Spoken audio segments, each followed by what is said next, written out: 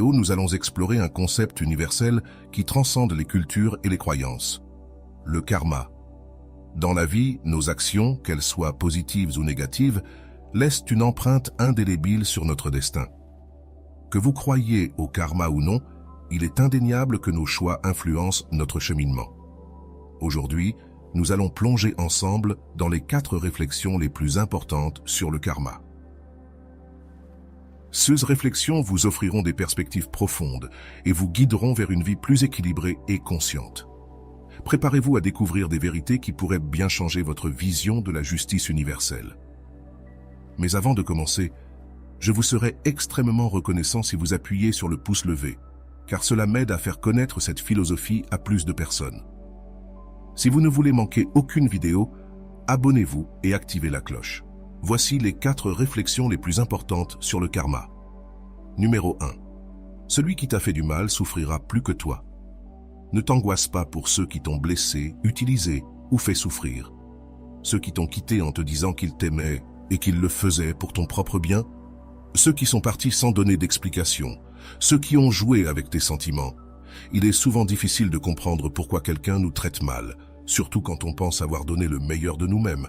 Parfois, nous investissons du temps, de la passion et du travail acharné. Et qu'est-ce que nous recevons en retour?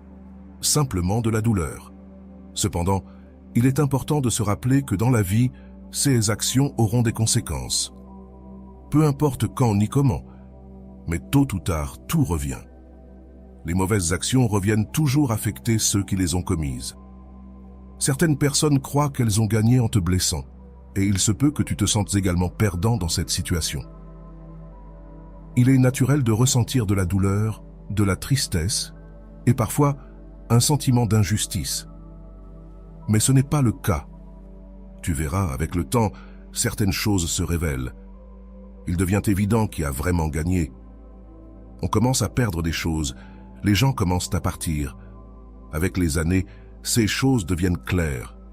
Le vrai vainqueur est celui qui a initialement souffert, car la vie récompense chacun selon ses mérites. Si jamais on t'a fait du mal, si on t'a trompé ou menti, ton destin est d'être heureux dans cette situation. Tu verras, le bonheur est une promesse que la vie te réserve pour avoir supporté la souffrance avec dignité et résilience. Ceux qui t'ont blessé connaîtront un destin différent, et je ne dis pas qu'ils vont souffrir immédiatement. Peut-être que le temps les punira et qu'ils finiront par pleurer plus que toi. Avec les années, ils souffriront encore plus que toi parce que tôt ou tard, ils récolteront ce qu'ils ont semé. Ce n'est pas un désir de vengeance, mais une réalité de la justice naturelle de l'univers.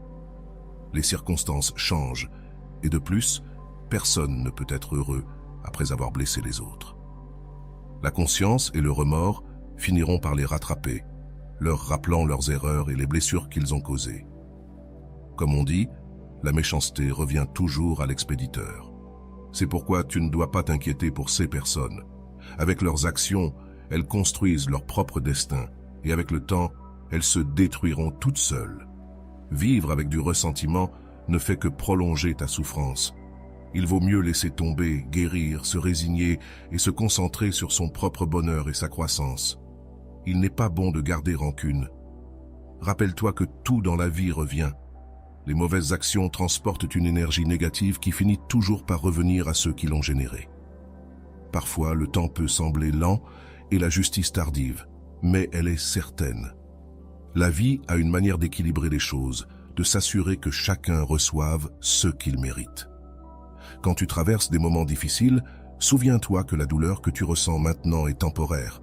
La vie t'a réservé un avenir bien plus radieux parce que tu as affronté tes défis avec courage. Ceux qui t'ont fait du mal ne peuvent pas échapper aux conséquences de leurs actions. La justice universelle finira par s'assurer qu'ils reçoivent ce qu'ils méritent. Numéro 2. Celui qui ne te valorise pas te regrettera ensuite. Dans la vie, il y a toujours des personnes qui sont très importantes pour toi. Tu leur donnes tout ce que tu peux. Tu es toujours présent et tu te soucies de leur bien-être. Cependant, ces personnes ne valorisent souvent pas ce que tu es, ni ce que tu leur offres. Tous ceux qui sont passés par cette situation savent combien cela fait mal. Peu importe combien tu montres ton affection, cette personne ne le remarque pas, ou simplement ne veut pas le voir. C'est triste quand quelqu'un que tu aimes te fait du mal, et se retrouver dans un endroit où l'on ne te valorise pas est profondément douloureux. Très douloureux. Même si ce n'est pas ce que tu souhaites, tu décides de t'éloigner pour ne plus souffrir, pour éviter que cette personne continue de remplir ta vie de tristesse avec son indifférence. Tu choisis de te valoriser toi-même et prends la difficile décision de t'éloigner.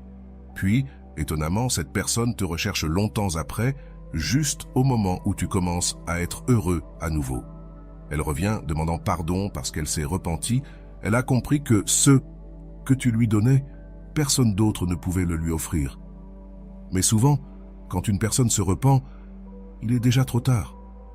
Tu as déjà tourné la page, tu as appris à être heureux sans elle. C'est à ce moment-là que l'on comprend que ceux qui nous ont causé du tort sont ceux qui, au final, ont le plus besoin de nous. N'oublie pas que ce n'est pas toi qui as lâché la main de cette personne, c'est elle qui t'a lâché. La vie est ainsi faite. Parfois, elle nous met dans des situations où nous donnons tout pour quelqu'un qui ne nous valorise pas. La douleur de ne pas être apprécié peut être immense, mais c'est aussi une leçon de vie. Nous apprenons à nous valoriser davantage, à reconnaître notre propre valeur et à ne pas dépendre de la validation des autres. Et même si cela peut être difficile et douloureux, la décision de s'éloigner est souvent inévitable pour notre propre bien-être. Avec le temps, cette personne qui ne t'a pas valorisé se rendra compte de l'erreur qu'elle a commise. Pour elle, ce processus d'éloignement et de guérison a déjà eu lieu. Toi, tu auras grandi, tu t'auras renforcé et tu auras appris à être heureux par toi-même.